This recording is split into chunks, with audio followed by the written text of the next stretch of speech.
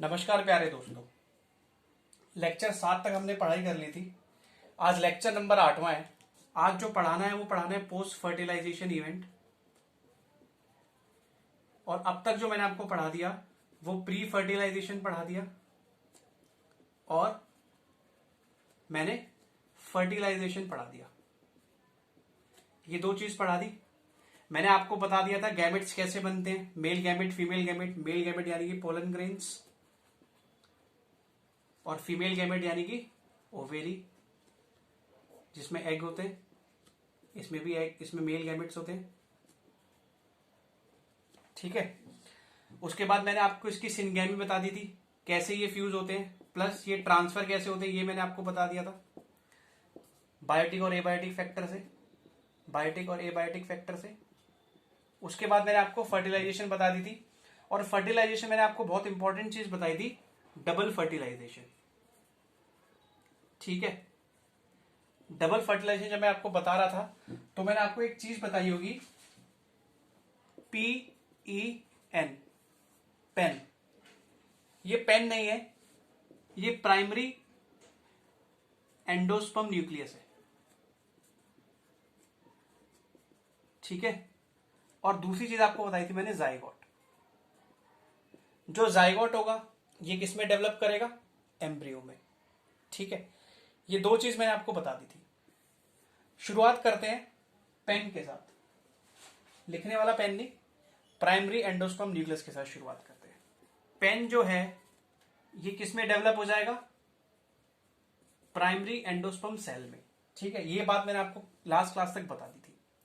अभी जो primary endosperm cell है ना, इसमें क्या होंगे, इसमें सक्सेसिव रिपीटेड डिवीजन होगी। क्या होगी, सक्सेसिव रिपीटेड डिवीजन। और उस डिवीजन से क्या बनेगा, उस डिवीजन से यहां बनेगा ट्रिप्लॉइड एंडोस्पर्म टिश्यू। ठीक है। और जो इस टिश्यू के सेल होंगे, the cell of the primary endosperm tissue will contain food material. जो ट्रिप्लॉइड एंडोस्पर्म जो टिश्यू है, इसके जो सेल्स हैं, they will have abundant food reserve. और ये फूड रिजर्व किसके काम आएगा, टू द डेवलपिंग एम्ब्रियो के। किसके काम आएगा, डेवलपिंग एम्ब्रियो के काम आने वाला है। ठीक है। इतनी बात सबको समझ में आ जाती है। ठीक है। और एक चीज और है, आपने देखा होगा कि जब आपने नारियल देखा होगा तो नारियल में पानी भी होता है और थोड़ा सा फ्लैश भी होता है।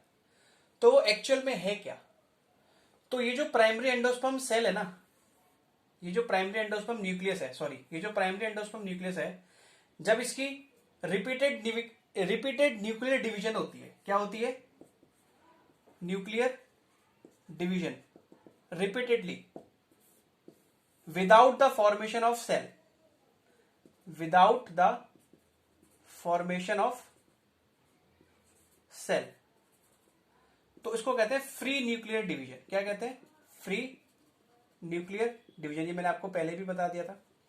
जब प्राइमरी एंडोस्पर्म न्यूक्लियस की सक्सेसिव न्यूक्लियर डिवीजन होती है तो उसको कहते हैं क्या, free nuclear division without the formation of cell. यानी कि यहां पे साइटोकाइनेसिस नहीं हो रही होगी, साइटोप्लाज्म का डिवाइड नहीं हो रहा होगा, सेल वॉल फॉर्मेशन नहीं हो रही होगी, लेकिन न्यूक्लियस डिवाइड कर रहे होंगे। ठीक है। तो उस वाली डिवीजन को क्या कहते हैं, फ्री न्यूक्लियर डिवीजन कहते हैं। और यही फ्री न्यूक्लियर डिवीजन क्या है, जो आप नारियल के अंदर का पानी देखते हो ना, मल्टी न्यूक्लिएटेड, इसको कहते हैं multi nucleated endosperm. Multi nucleated endosperm कहते हैं। जो नारियल का पानी आप देखते हो वो कुछ नहीं है, वो मल्टी न्यूक्लिएटेड एंडोस्पर्म ही है।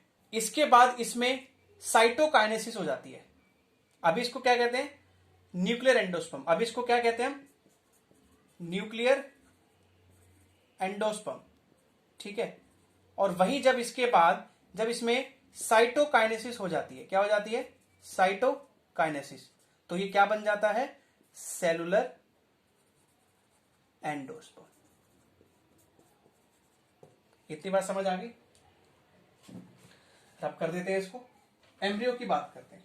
किसकी बात करते हैं अब? एम्ब्रियो की।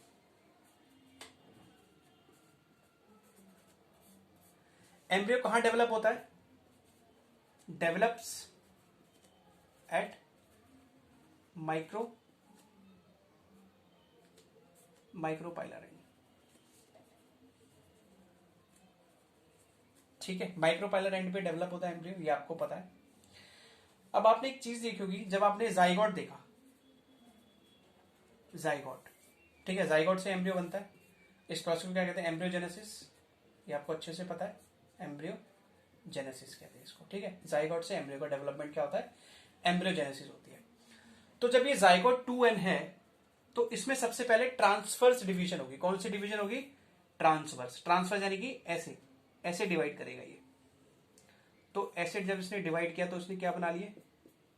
2 सेल बना लिए। ठीक है, इसको कहते हैं, जो माइक्रोपाइलर रीजन एंड वाला सेल है, जो ये वाला सेल है, इसको क्या कहते हैं हम? सस्पेंसर सेल और बेसल सेल कहते हैं। ठीक है, इसको कहते हैं बेसल सेल या फिर सस्पेंसर सेल। और जो ये वाला रीजन है इसको कहते हैं हम, इस वाले सेल को क्या कहते हैं? Terminal cell. क्या कहेंगे इसको? Terminal cell. और एपिकल सेल, टर्मिनल सेल या फिर एपिकल सेल कहेंगे इसको। ठीक है, आपने देखा जाइगोट बन गया था। जाइगोट कहां बना था? जब एग सेल प्लस एक मेल गैमेट फ्यूज हुए थे। याद है ना? एक मेल गैमेट कहां से आता? पोलन ग्रेन से। और ये एग सेल कहां से आता? एग एपरेटस से। एग एपरेटस कहां था? माइक्रोपाइलर एंड पे था। माइक्रोपाइलर एंड पे क्या था? एग एपरेटस था। जो सिनर्जिट्स, 2 सिनर्जिट्स और एक एग सेल को मिलकर बना था, वो क्या था? एग एपरेटस था। और उसी में एक एग सेल था जिसने मेल गैमेट के साथ फ्यूज करके जाइगोट बनाया। अब इसी जाइगोट से क्या होगा? एम्ब्रियो की डेवलपमेंट होगी। ठीक है, ये जो बेसल सेल है और टर्मिनल सेल है, ये एक साथ ही डिवाइड करते रहेंगे। पहली बात, जो एम्ब्रियोनल सेल है, आप इसको एम्ब्रियोनल सेल भी कह सकते हो। जब ये एम्ब्रियोनल सेल डिवाइड करेगा, ठीक है, जब ये एम्ब्रियोनल सेल डिवाइड करेगा तो it will give rise to the proembryo. जब ये सेल डिवाइड करेगा तो it will give rise to the proembryo. ठीक है, और प्रो एम्ब्रियो के बाद फर्दर जो डिवीजन होगी वो किस किस शेप में हो जाएगी? ग्लोबुलर शेप, हार्ट शेप, और उसके बाद मैच्योर एम्ब्रियो। प्रो एम्ब्रियो के बाद क्या बनेगा? ग्लोबुलर शेप एम्ब्रियो, उसके बाद बनेगा हार्ट शेप्ड एम्ब्रियो। आप अपनी एनसीईआरटी में एक बार डायग्राम देखोगे, आपको सब समझ आ जाएगा। हार्ट शेप्ड एम्ब्रियो, उसके बाद बनेगा आपका मैच्योर एम्ब्रियो। मैंने आपको क्या बताया? एम्ब्रियो की डेवलपमेंट कहां होती है? माइक्रोपाइलर एंड पे होती है। ठीक है, माइक्रोपाइलर एंड पे जब एम्ब्रियो की डेवलपमेंट हो रही है तो ये जाइगोट सबसे पहले डिवाइड करेगा ट्रांसवर्स। जब ये ट्रांसफर डिवाइड करेगा तो ये क्या बनाएगा? बेसल सेल, जिसको सस्पेंसर सेल भी कहते हैं, टर्मिनल सेल, और जिसको एपिकल सेल भी कहते हैं। ठीक है, बेसल सेल बन गया, एपिकल सेल बन गया। अब उसके बाद क्या होगा? एपिकल सेल में डिवीजन होगी। जब एपिकल सेल में डिवीजन होगी तो सबसे पहला जो चीज बनेगा वो बनेगा प्रो एम्ब्रियो। और उसके बाद सब्सिक्वेंटली जब ये डिवाइड करते रहेंगे तो फिर बनेगा ग्लोबुलर शेप्ड एम्ब्रियो, फिर बनेगा हार्ट शेप्ड एम्ब्रियो, और फिर बनेगा मैच्योर एम्ब्रियो। ये चीज समझ आ गई? उसके बाद क्या होगा? जब सस्पेंसर सेल, ये वाला सेल कौन सा है? Suspensor cell. जब सस्पेंसर सेल डिवाइड करेगा तो ये 6 से 10 लॉन्ग फिलामेंट्स बनाएगा। क्या बनाएगा? ये लॉन्ग फिलामेंट्स। जब सस्पेंसर सेल डिवाइड करेगा तो it will form 6 to long filaments बनाएगा। ठीक है, ये जो 6 to लॉन्ग फिलामेंट स्ट्रक्चर है, इसी को हम क्या कहते हैं? सस्पेंसर कहते हैं। क्या कहते हैं? सस्पेंसर। अब इस सस्पेंसर का काम क्या है? इस सस्पेंसर का काम क्या है? जो डेवलपिंग एम्ब्रियो है, ठीक है, जो डेवलपिंग एम्ब्रियो है उसको पुश करके कहां भेज देना? एंडोस्पर्म में भेजना। अब मैंने आपको बताया था एंडोस्पर्म में क्या होता है। प्राइमरी एंडोस्पर्म सेल बताया था। जब प्राइमरी एंडोस्पर्म सेल में सक्सेसिव डिवीजन हुई तो क्या बना? ट्रिप्लॉइड न्यूक्लियोस्पर्म एंडोस्पर्म टिश्यू बना। और जो ट्रिप्लॉइड एंडोस्पर्म टिश्यू जब बना तो उसमें वो क्या था? रिच इन फूड मटेरियल था। तो सस्पेंसर का काम क्या है? पुश करना या सेंड करना किसको? मैच्योर एम्ब्रियो को। कहां पे? एंडोस्पर्म में, ताकि वो वहां से न्यूट्रिशन प्रोवाइड कर सके। ठीक है, अब आपकी किताब में एक डायग्राम होगा टिपिकल डाइकॉट का। टिपिकल डाइकॉट किस किस से मिलकर बना होता है?